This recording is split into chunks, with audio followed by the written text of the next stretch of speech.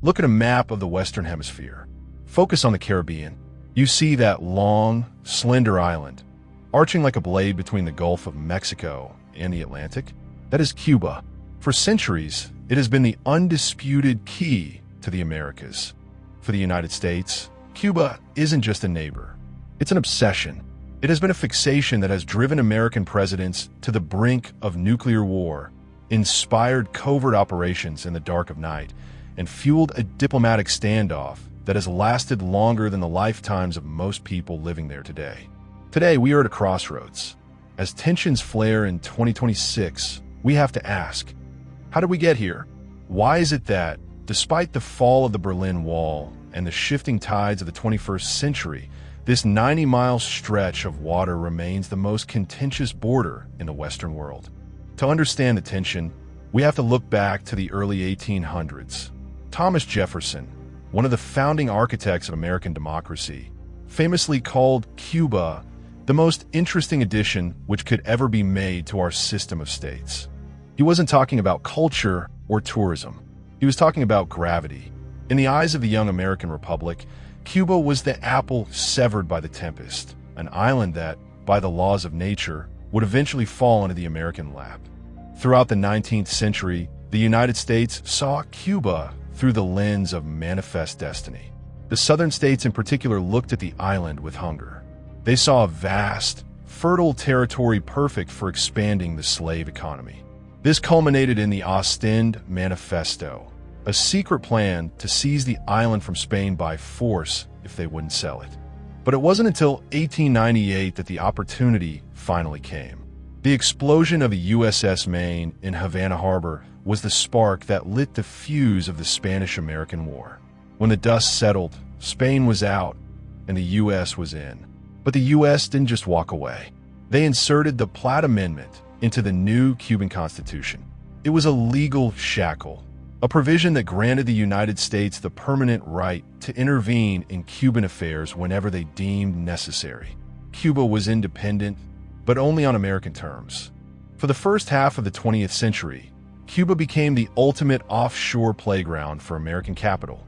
By the 1950s, the relationship was defined by a perverse kind of dependency. Havana was the Paris of the Caribbean, a neon-lit oasis of gambling, nightlife, and luxury.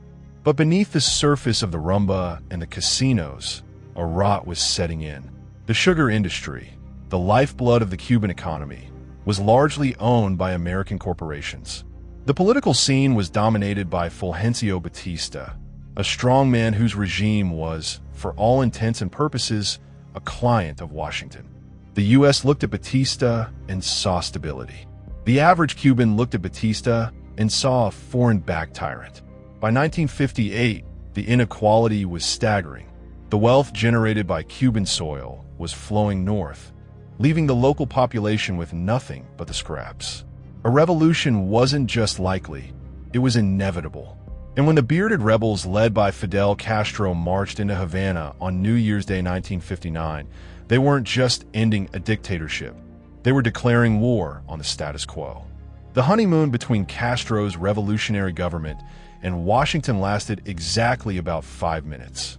When the new government began nationalizing U.S.-owned refineries, banks, and plantations, the reaction in D.C. was swift and brutal.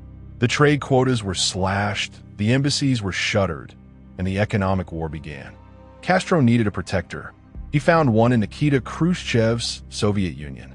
It was a marriage of convenience that terrified the American security establishment. Suddenly, the backyard wasn't just a garden, it was a Soviet outpost. The CIA launched Operation Zapata, the Bay of Pigs. It was meant to be the masterstroke that toppled the revolution. Instead, it was an utter humiliation.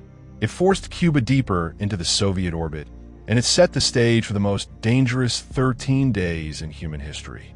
October 1962, U-2 spy plane photos confirmed it. Soviet ballistic missiles, capable of carrying nuclear warheads, were being installed in the Cuban countryside. Washington was staring down the barrel of a gun. For 13 days, the world held its breath. President Kennedy opted for a quarantine, a naval blockade, to stop Soviet ships from delivering more components. Behind the scenes, It was a high-stakes poker game played with the fate of the planet on the table. The resolution was a secret handshake. The Soviets would pull their missiles out of Cuba. In exchange, the U.S. would pull their own missiles out of Turkey and, crucially, commit to never invading the island. That pledge, made in the heat of the Cold War, became the bedrock of Cuban survival.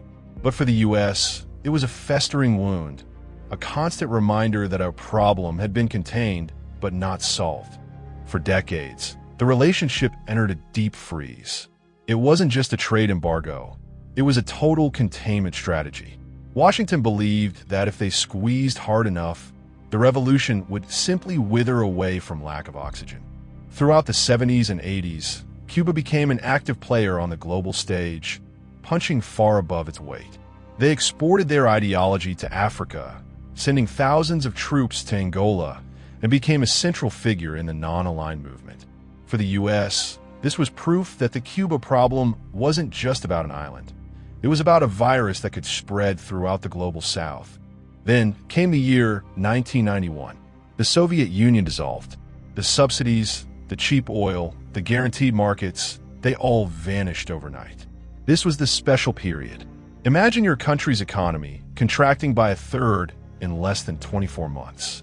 No fuel for tractors, no spare parts for infrastructure, widespread food shortages. By every metric of traditional political science, the Cuban state should have collapsed. And yet it didn't. This is where the U.S. narrative often hits a wall. They assumed the Cuban government was held up only by Soviet steel.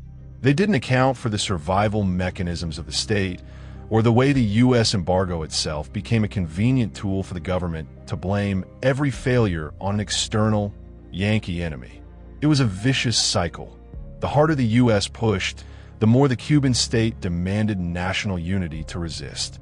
Then, 2014, the Obama administration decides that 50 years of the same policy wasn't working. The plan? Normalization. Open the embassies. Allow the cruises to dock. Let the remittances flow. The theory was simple. Kill them with kindness. Flood the island with American money, American culture, and American influence. And let the internal contradictions of the system do the rest. For a brief, flickering moment, it felt like the 90-mile gap was closing. But the ghost of the old animosity was too strong.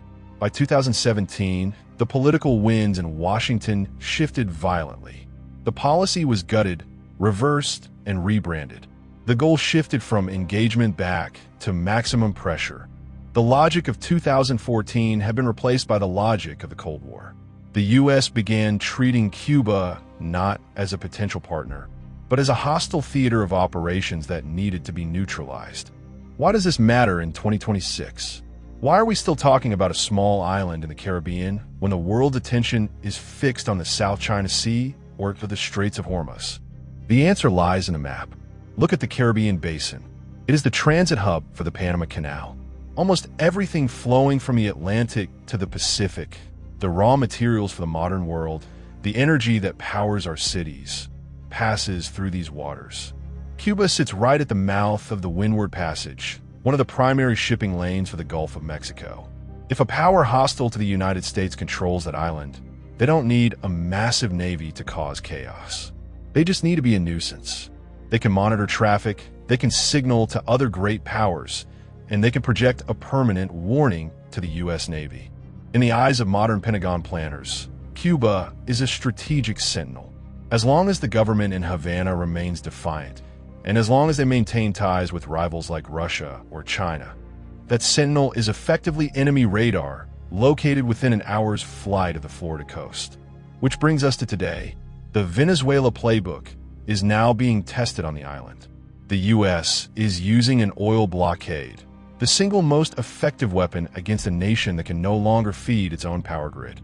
We see the rolling blackouts on the news. We see the bread lines growing longer.